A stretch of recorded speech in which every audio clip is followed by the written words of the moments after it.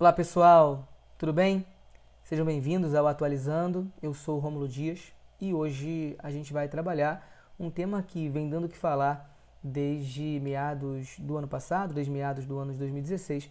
Vamos falar sobre o Brexit, sobre essa possibilidade cada vez mais concreta de saída do Reino Unido da União Europeia. Na verdade, a gente não vai falar efetivamente do Brexit, mas de um efeito colateral causado pela perspectiva da saída do Reino Unido. Vamos falar do aprofundamento de uma tensão entre a primeira-ministra do Reino Unido, a Theresa May, e a primeira-ministra da Escócia, a Nicola Sturgeon. A primeira-ministra escocesa sustentava a necessidade de realização de um novo referendo, um referendo nos termos do qual o povo escocês escolheria pela independência ou não da Escócia do Reino Unido. Vocês sabem que a Escócia faz parte do Reino Unido junto a outros países, o país de Gales, a Irlanda do Norte e a Inglaterra, junto da Escócia, compõem o chamado Reino Unido.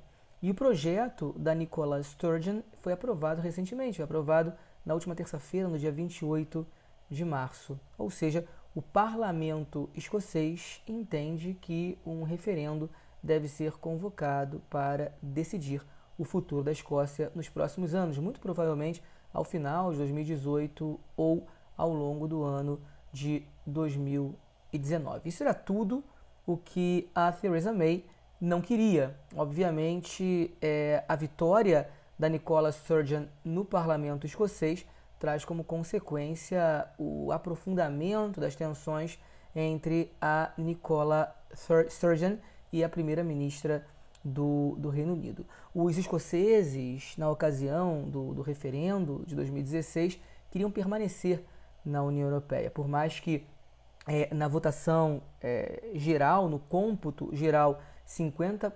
52% dos habitantes do Reino Unido tenham votado favoravelmente à saída da União Europeia. Na Escócia, o pleito apresentou um resultado marcadamente diferente. Foram 62% dos votos contra o Brexit. O que fez com que, obviamente, forças centrífugas no bojo do Estado escocês começassem a se manifestar contrariamente à manutenção desses laços com o Reino Unido. Um segundo referendo, então, vai ser convocado proximamente com aval do parlamento escocês. Vale lembrar que um primeiro referendo tinha sido convocado há 2 anos atrás. O último referendo foi há cerca de 2 anos atrás, no dia 18 de setembro de 2014, mas naquela ocasião a secessão foi rechaçada por uma diferença de 4 pontos. Por uma diferença de 4 pontos, os escoceses permaneceriam, então, no Reino Unido. No entanto, na ocasião em que aquele referendo foi realizado, havia o compromisso de manutenção do Reino Unido na União Europeia. Compromisso que foi desfeito, obviamente, nos últimos meses. E a impossibilidade de manutenção da presença do Reino Unido na União Europeia certamente serve de motivação maior à convocação desse segundo referendo pela independência. A partir de agora, o que se percebe é uma grande guerra de datas, né? A batalha de datas, já vista que a Escócia quer desesperadamente a realização desse referendo antes do Brexit, antes da saída efetiva do Reino Unido da União Europeia. O país, os escoceses, querem o direito, na verdade, de seguirem o seu caminho próprio, né? Diante da perspectiva de votação do Brexit que vem sendo vem sendo negociada pelo Conselho Europeu, a previsão é em março de 2019, a Nicola Sturgeon quer acelerar ao máximo a convocação do referendo para que ela aconteça pelo menos ao final do ano de 2018. Eu digo batalha das datas porque é óbvio que Westminster, é óbvio que o parlamento do Reino Unido vai fazer de tudo para atrasar a realização do referido referendo. O fato é que, mesmo que a independência da Escócia não aconteça, a independência da Escócia em relação ao Reino Unido não aconteça, a Sturgeon vai lançar mão, vai se utilizar desse momento atual para negociar um novo relacionamento com a Inglaterra, para negociar uma maior independência frente a um Reino Unido cada vez mais fragilizado. Diante desse momento de maior vulnerabilidade do Reino Unido, mesmo que a independência não se concretize, certamente haverá um diálogo nos próximos meses entre a Sturgeon e a Theresa May, nos termos do qual os escoceses vão exigir ou pretendem exigir, dentre outras coisas, um controle mais consistente às suas fronteiras, maiores vantagens nas relações comerciais e, inclusive, a eventual permanência da Escócia no mercado único, um eventual relacionamento especial da Escócia, mesmo que o país se mantenha como parte do Reino Unido, uma eventual relação especial da Escócia com a União Europeia.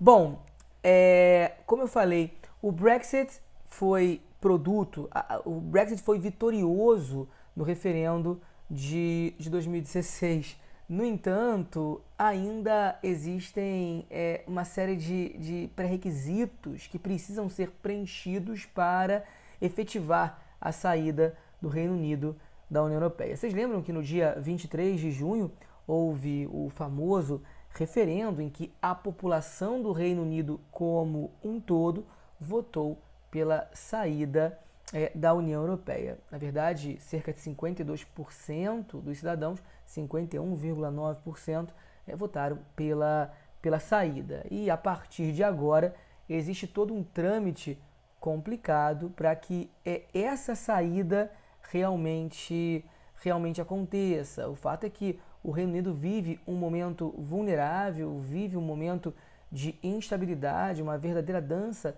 das cadeiras está acontecendo nos últimos meses em Westminster, e a ideia é que se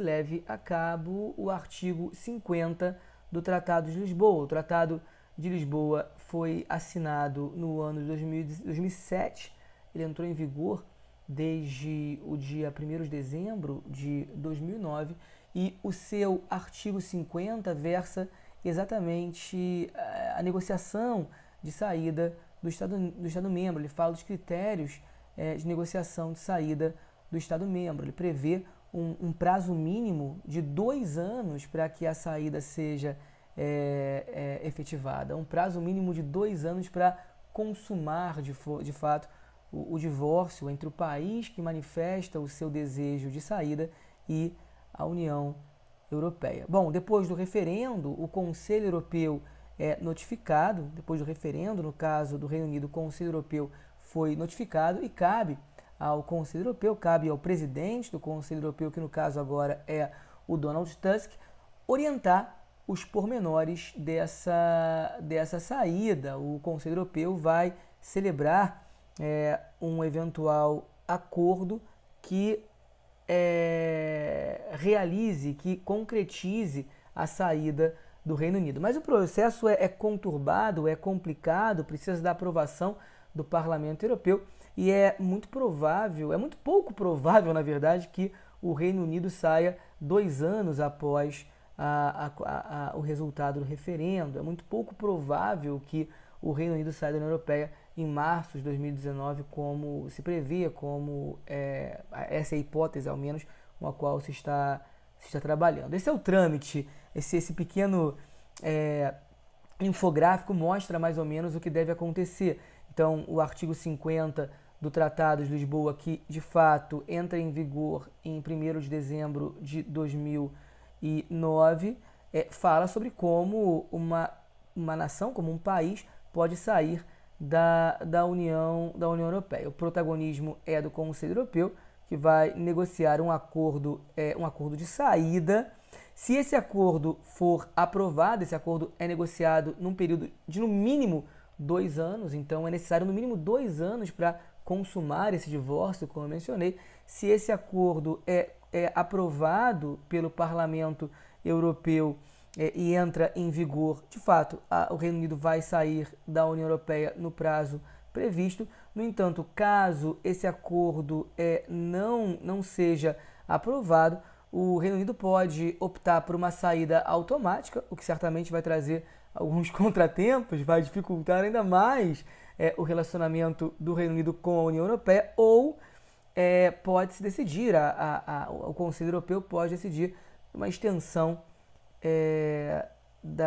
do período de negociação desse acordo para a saída do Reino Unido, que mais uma vez teria que ser aprovado pelo Parlamento, entrar em vigor para que essa saída fosse efetivada. É um processo complexo e que está longe de chegar ao fim, mas o que a gente pode perceber é que o Brexit não traz só problemas para o Reino Unido como um todo, para o papel que o Reino Unido propõe ou pretende jogar no nível sistêmico, ou para o relacionamento do Reino Unido com a União Europeia. A saída do Reino Unido da União Europeia trouxe como consequência problemas também no bojo do Reino Unido. A Irlanda do Norte busca também cada vez mais condições para a sua independência, né? Existe, na verdade, um conjunto, existe, na verdade, forças nacionalistas e republicanas que defendem uma rearticulação com a Irlanda, uma reunificação com a Irlanda. Então, cada vez mais, forças centrífugas na Irlanda do Norte questionam a manutenção do país no Reino Unido, e o caso escocês talvez seja o mais avançado, talvez não, certamente com a aprovação desse novo referendo, dessa nova consulta popular no dia 28 de março, a população escocesa, se Westminster, se o parlamento do Reino Unido permitir, vai ser consultada a respeito da possibilidade de se independentizar do Reino Unido. Veremos o desdobramento dessa questão e a gente volta em uma outra oportunidade para tratar de novos temas contemporâneos, novos temas de atualidade. Conto com vocês. Até lá, um grande abraço. Tchau, tchau.